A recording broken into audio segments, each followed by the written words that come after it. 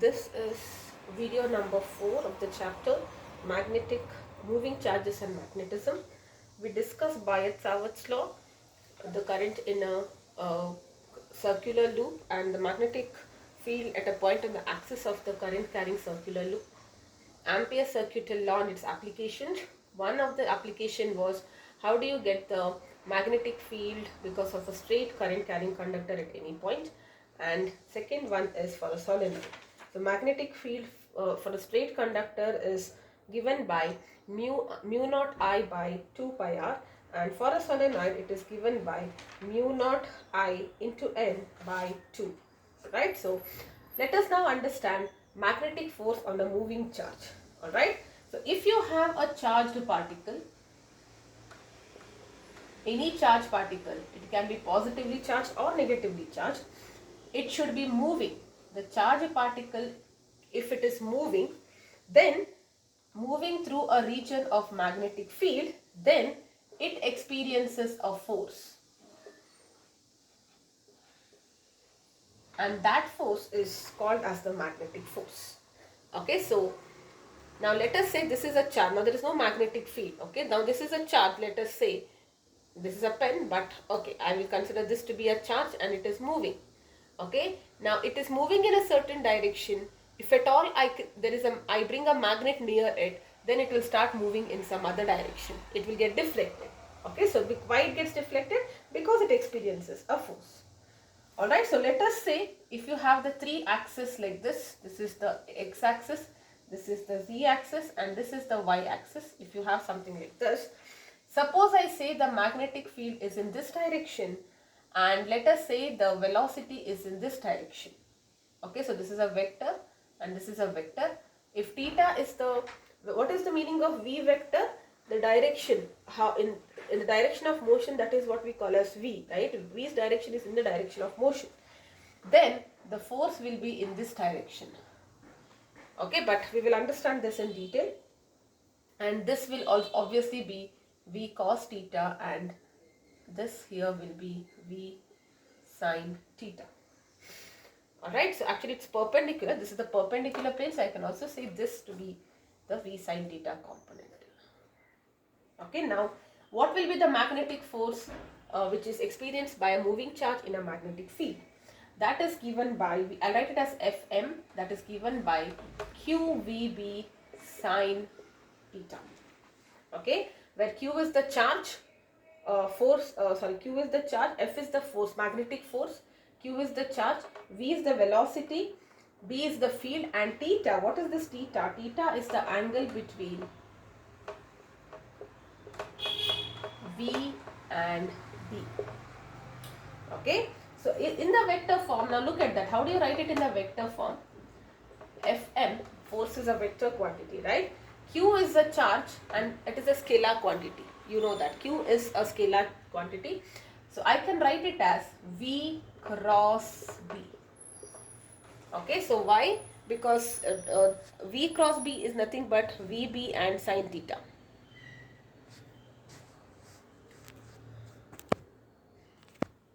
Right, so that's the reason I can write it this way. Now how will you get the direction? Cross B, you see which direction this is moving and then curl your fingers towards B. Force will give you, the direction of the thumb will give you the direction of the force. So I can say this force is perpendicular to the plane containing V and B. Alright. Now, if at all, now this is a general thing, okay, now this theta can be anything. I want you to feel it. Let us say the magnetic field is in this direction and velocity is in this plane, like I mentioned, okay, it's in the plane, forget about force. So, velocity is in this direction, I curl it like this, so the force is actually acting towards you. It is, I cannot say it in 2D, right, so it's a 3D, because this the field and velocity are in this plane, right? So I write like this, it is perpendicular to this, it's coming towards you, right? So that is how you get it. Now suppose if this theta is 90 degree, okay, if this theta is 90 degree, I can get it by left hand Fleming rule. See, this is a general. The curling part is in general to get the direction of the resultant in the case of a cross product. So you curl your right hand, you curl your fingers, orient your fingers towards V and then curl it towards B. The thumb will give you the direction of the force. But if at all my theta is 90 degree, I can use this anytime, or for 90 degree there is a special rule which is left hand Fleming rule, remember. So in the case of left hand Fleming rule, so suppose let us say this is 90 degree.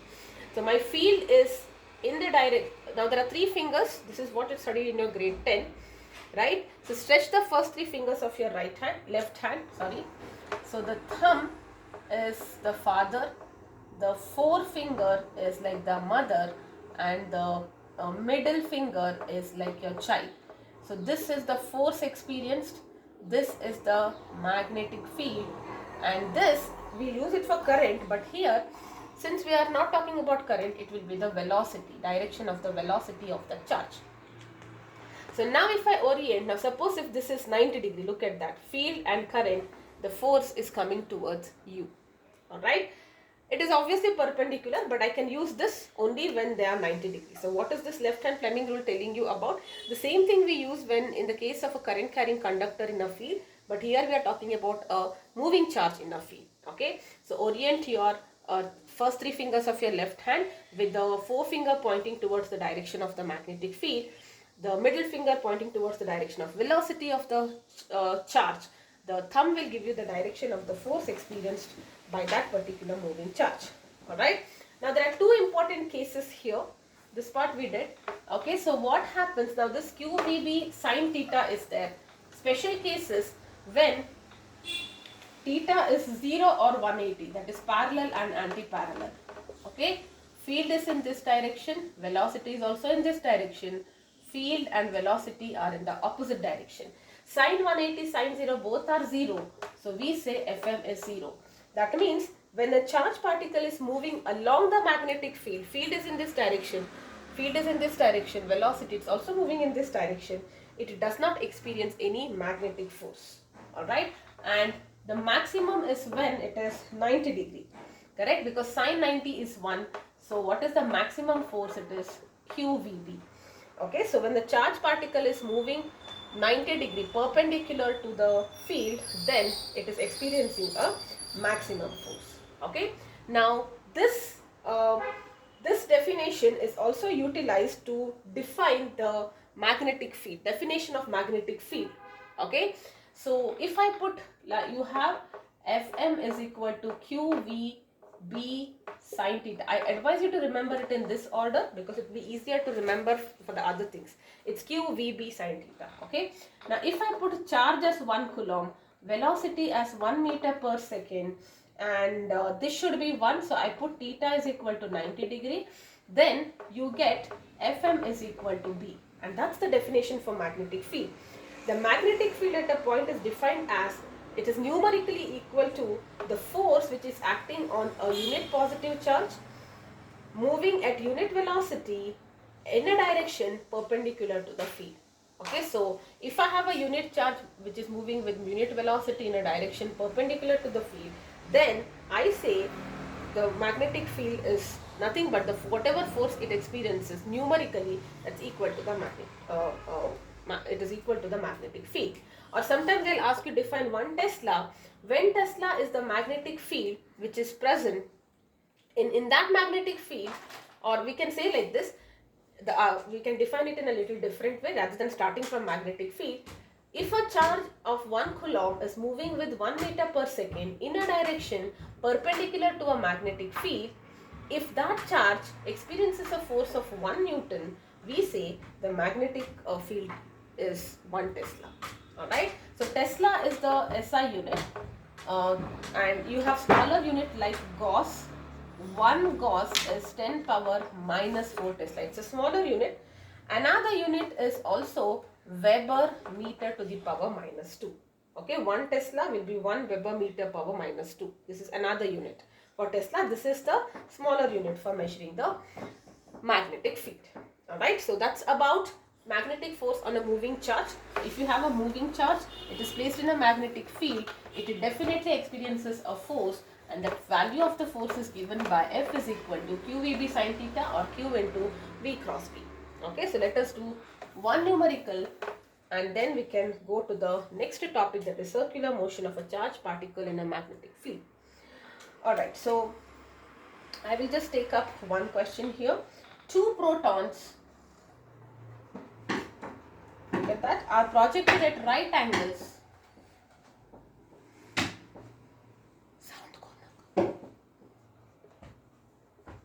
Two protons are projected at right angles to a magnetic field. Okay, if they experience forces of, okay, forces experiences by them are 9.6 into 10 power minus 12 Newton and 1.6 into 10 power minus 12 Newton. Compare their velocities.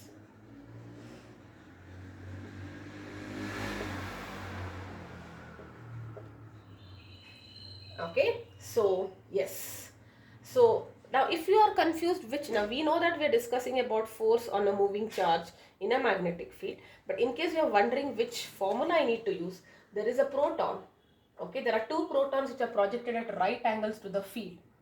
Okay, so if you have field, there are two protons which are moving at right angle. This is the velocity. And the forces experience them which is coming towards you, it is given.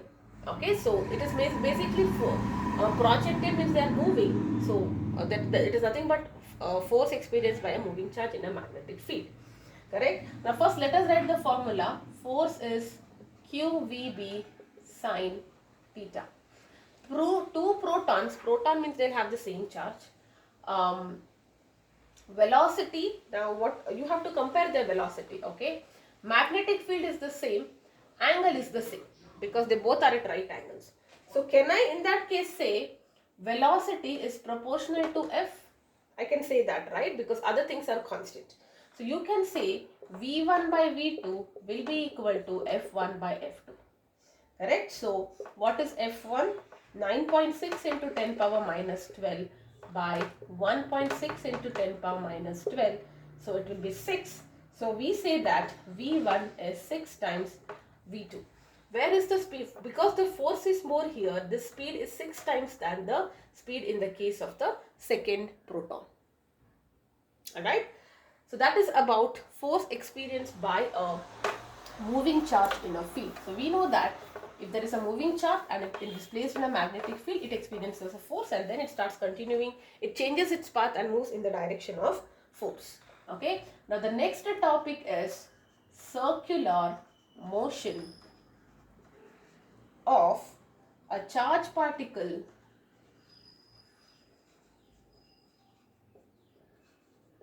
in a magnetic field. Okay.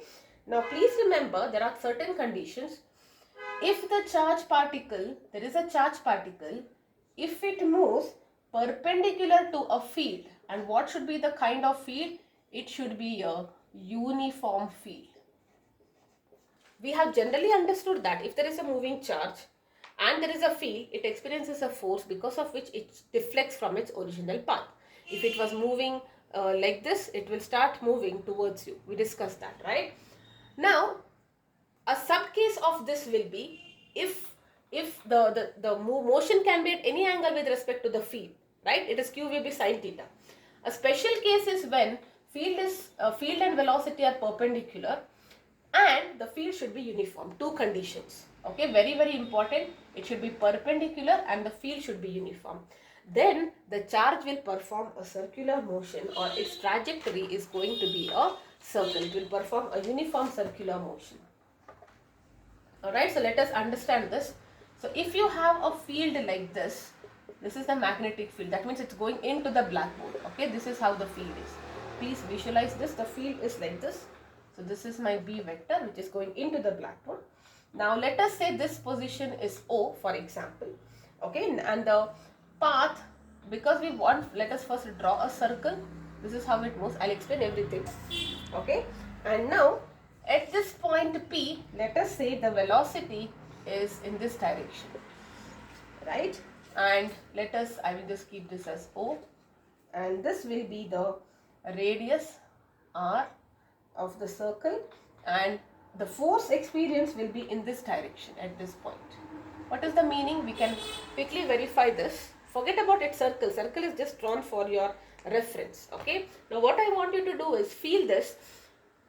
The field is in this direction. It's going into the blackboard. Okay. And the charge is moving in this direction.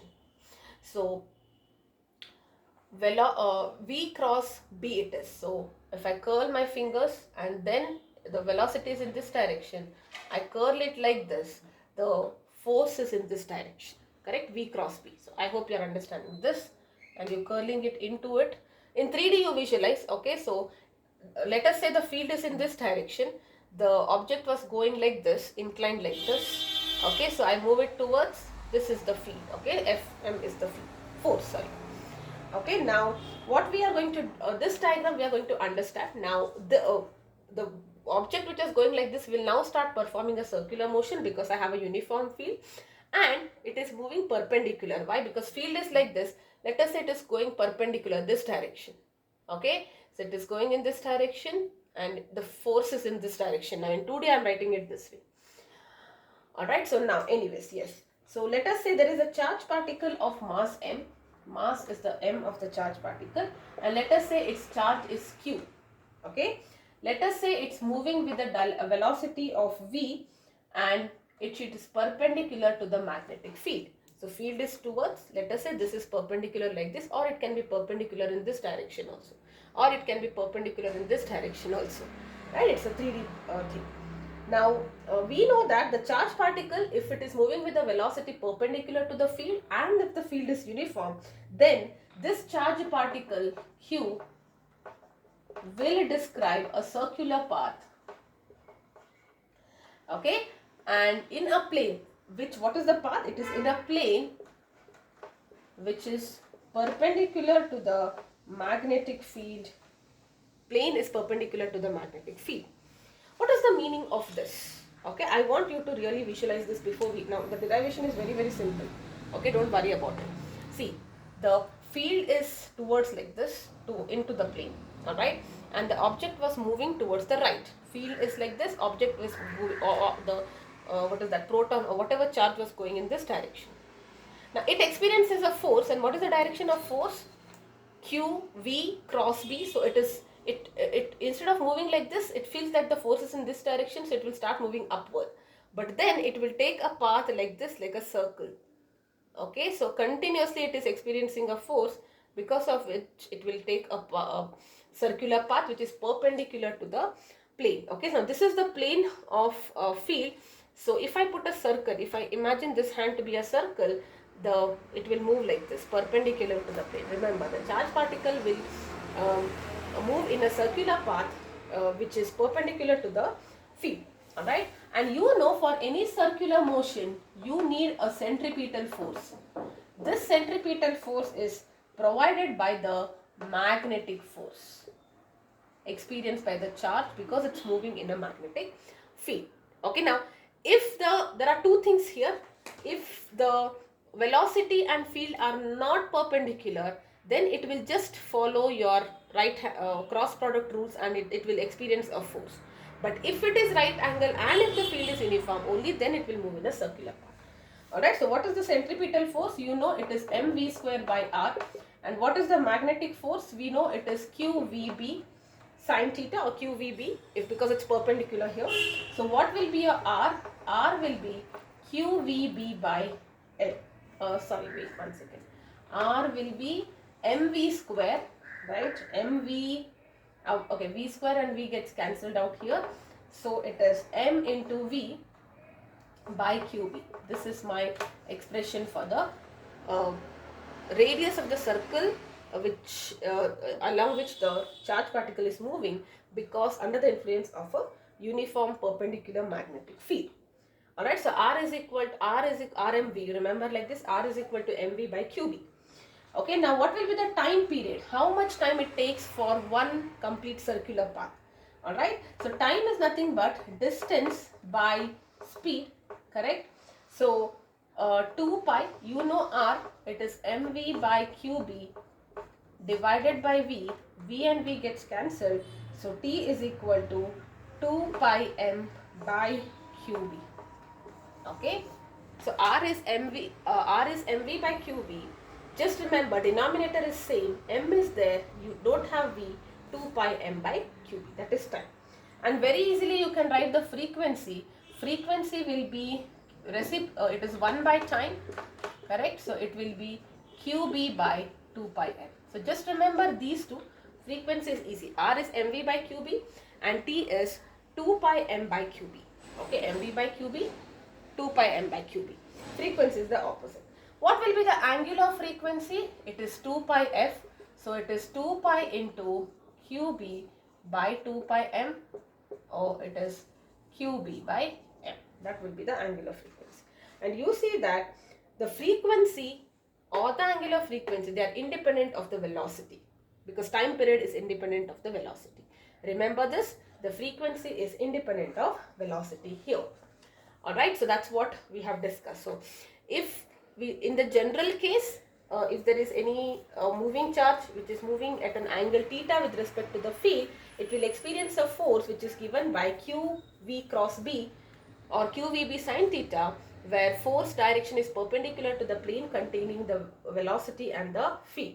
But a special case of this is when it goes along a circle. And what is the special case?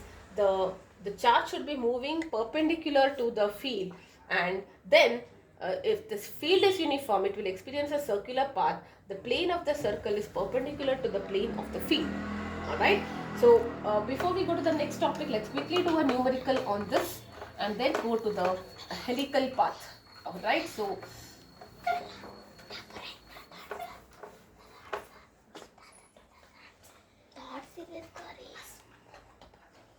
alright, so let's do this. I'll just take a next level question. An electron of energy 1 kilo eV, electron volt, 1 k is like 10 power 3 electron volt. It describes a circle. The moment you say describes a circle, that means you should understand that it is perpendicular and the field is uniform. In a magnetic field whose value is 0.01 Tesla, okay, calculate the radius. You have to find the radius of the circular path and the force on the electron. Okay, so these are the two things you're supposed to calculate. Alright, so let us first write it. You want to calculate the radius. What is radius? mv by qb. This is the radius. We just now did it. mv by qb. Do I know the m? It's an electron, so I know the m. Do I know the velocity? I don't know. Charge on electron is fine. Field is given. So I don't know v here. Okay, but instead of v, they have given you energy. So you know electron is nothing but it's moving, so it will have kinetic energy. So this kinetic energy is given to you here. Okay, so this energy is 1.1 k electron volt. But I will not substitute it here because we want velocity. Let us try to relate it. So what happens if I multiply and divide by 2? So now I will get half m square v square by m, because I am trying to get, instead of mv, what I can do. Alright, this is E. So can I say 2me, if I cross multiply, is m square v square, or mv is 2m into E under root. And that's exactly what I get, 2me. We have done this in structure of atom as well. Okay, now everything is fine. So what it will be? 2 mass is 9.1 into 10 power minus 31. Now E, you be very careful with E here. E is energy, but it is 1 into kilo is 10 power 3. Electron volt converted into joules, 1.6 into 10 power minus 90. Okay, so whole root divided by Q. Q is 1.6 into 10 power minus 19 because it's an electron.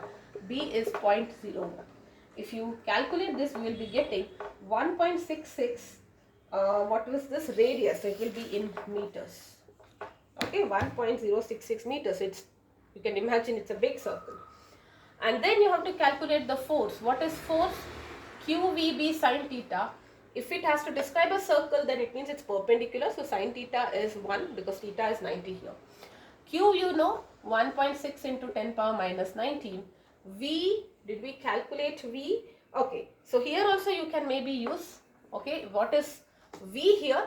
So you have mv is equal to 2me under root. So V is equal to 2me root by m. Okay, now m and m get okay, this we can write it as m square. So finally I will get it as 2e by m under root. Okay, so and I can use this. So what is q? So I can write it as q b into 2e by m under root. Okay, so this is 1.6 into 10 power minus 19 into 0.01 into root of 2 into 1 into 10 power 3 into 1.6 into 10 power minus, 1.6, that's joules divided by mass.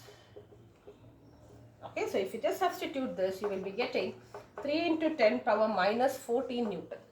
That is the force experienced, very small force. Alright, so that's about the second part of today's video, and the last part will be about helical motion of a charged particle moving in a magnetic field. Alright, so let's talk about that as well, and that will be the last topic in this video.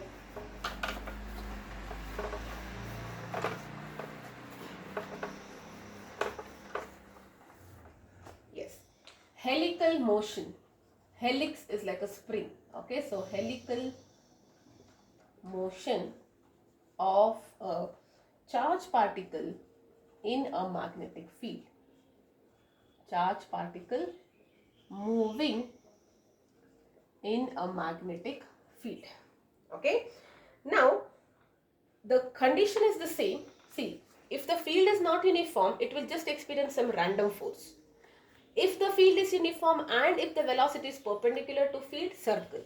What if the field is uniform here, okay, but the angle between field and velocity is some theta, okay?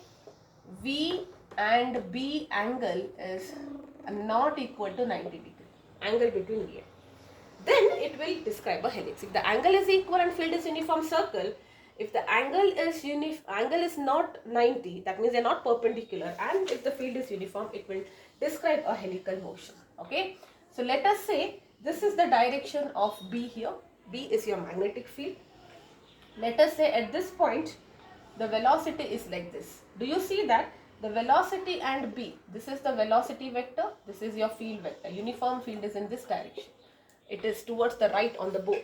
Okay, and the velocity is this angle. Both are in the plane. All right, velocity is in this direction, B is in this direction. Okay, now if you actually see in what direction it should move, if you apply your hand rule, look at that, it is like this, V cross B. Okay, V cross B, so it should experience a force which is going into the plane. But anyways, now in this case the object, which is, this was the position of the object, correct? So this is where your charge is, and it is moving in this direction. Let us say the charge was moving in this direction. The charge is moving in this direction. Because it's in the presence of a magnetic field, it will start behaving like a spring. It will start jumping like this, and the path here will be like this, helical path. Okay, it will go in loops like this, like a spring. Okay, because it's under the influence of a magnetic field. Let us see why it behaves in this way. Okay, so the velocity V can be resolved as V cos theta and V sin theta. Correct? You know this. Now, the V sin theta, because it is perpendicular to the field, correct? Do you see that V sin theta is perpendicular to the field? It is responsible for the circular motion. Correct? It is responsible for the circular motion, and what will be the magnitude of that force? It is Q VB. Here it is V sin theta into B. Alright. Now the component V cos theta, which is acting in this direction, is responsible to perform straight line motion, because it's in this direction. Correct? So it will perform straight line motion.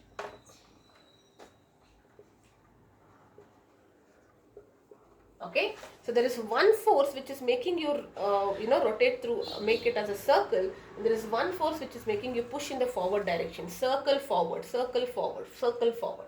That's how you are getting this helical trajectory. So the trajectory is a helix, we say that. Alright, and what will be the radius of the helix? Okay, radius of the helix will be given by, see what is radius? mv by qb. Which component is responsible? V sin theta. So you will just write this. Alright, now what will be the trajectory of the helix? Very, very important. The trajectory of the helix will have an axis along the magnetic field. What is the meaning of this? Visualize this. Field is like this. Okay. The charge was moving in this direction. Now it will perform a helical path. Now look at that. See, force is in this direction. V is like this. It should get at this kind of force. But there are two components which are having two different force, right? Force, velocity, field, force. This force is acting like this. So it will push like this and then it will go in a spring like this. The axis is along the magnetic field. Alright, so please remember this. Now there is only one term which is called as the pitch of the helix. We are then going to do one numerical and we are done with this topic. Okay, so what is the pitch of this helix? It is the distance traveled by the particle, okay, along the field direction, along the direction of the field, very, very important, direction of field, in a time which is equal to the period of the revolution. What is the meaning of this? See, you know period of the revolution. Period means time taken for one complete revolution. So whatever time it takes, in that time, whatever distance it travels. Now let us say, I will just tell you this. See, for one complete circle, let me say it is taking 5 seconds. It is taking 5 seconds for the particle to complete one circle. Okay. So in 5 seconds, whatever distance it travels in a straight line. Okay. So you know that it is like how your earth is moving. It's revolution and going forward, right? So in 5 seconds, what is the horizontal distance it traveled? That is what we call as the pitch. Alright, so what will be pitch? See, pitch is given by P. P is the distance traveled. Distance traveled is velocity into time. Now, which velocity is responsible for straight? It is V cos t into, and what is time? Time is equal to the time period. So, it is nothing but V cos theta. What is the time period? We had just derived it there. It is 2 pi m. V is not there. Okay, 2 pi m by qb. This was the time period. Correct? So, anything it's getting else? No. So, this is the complete expression for the pitch. Alright, so this is about pitch. So, remember, I'll just summarize this before we do one question. What is the summary of the things that we have learned so far? A moving charge in a field will experience a force which is given as q vb sin theta or q into v cross b. The direction of the force is in a plane perpendicular to the velocity and the field. Okay. Now, if the field is uniform and the direction is perpendicular, then it describes a circle. The radius of the circle is r is equal to mv by qv and the time period is 2 pi m by qv. Okay. However, if the field is uniform and the object is not perpendicular, it is inclined at some other angle with respect to the field, then it will describe a helix. Alright, so let's do one quick question.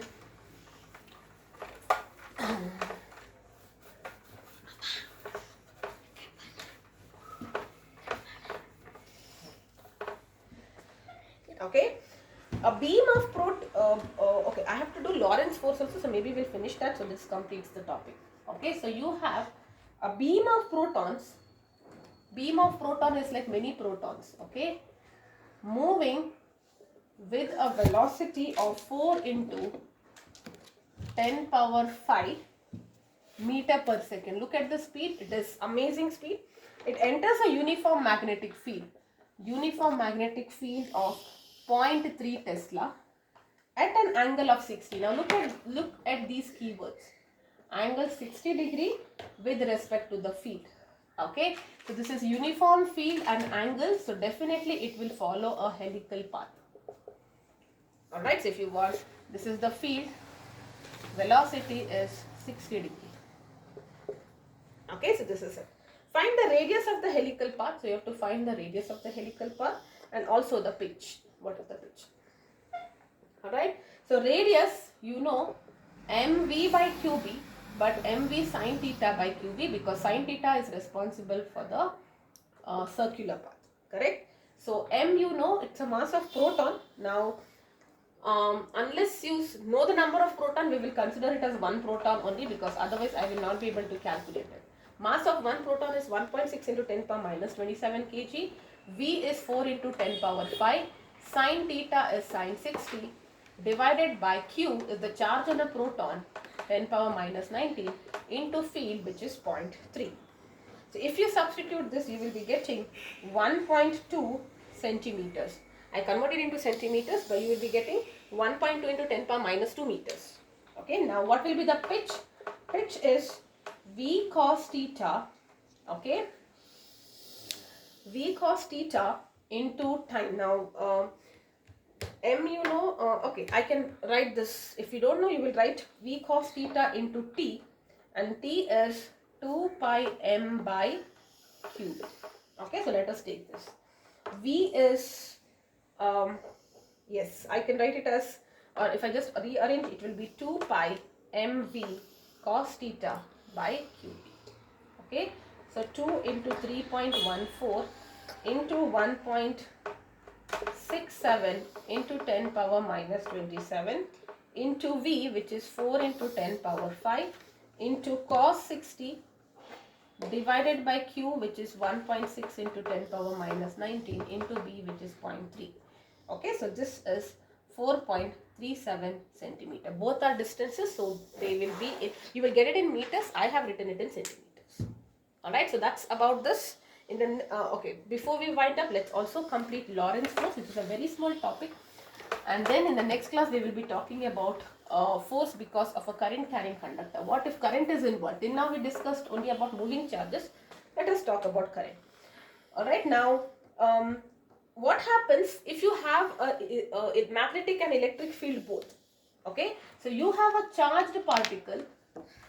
This charged particle, let us say it is moving through an electric field and a magnetic field. There are both fields.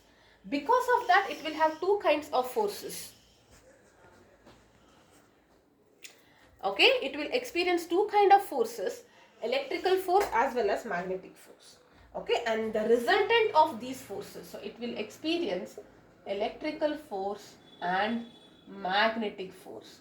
And the resultant of these forces, force is a vector quantity, the resultant is what we call as Lorentz force. So what is Lorentz force? Lorentz force is F electric plus F magnetic.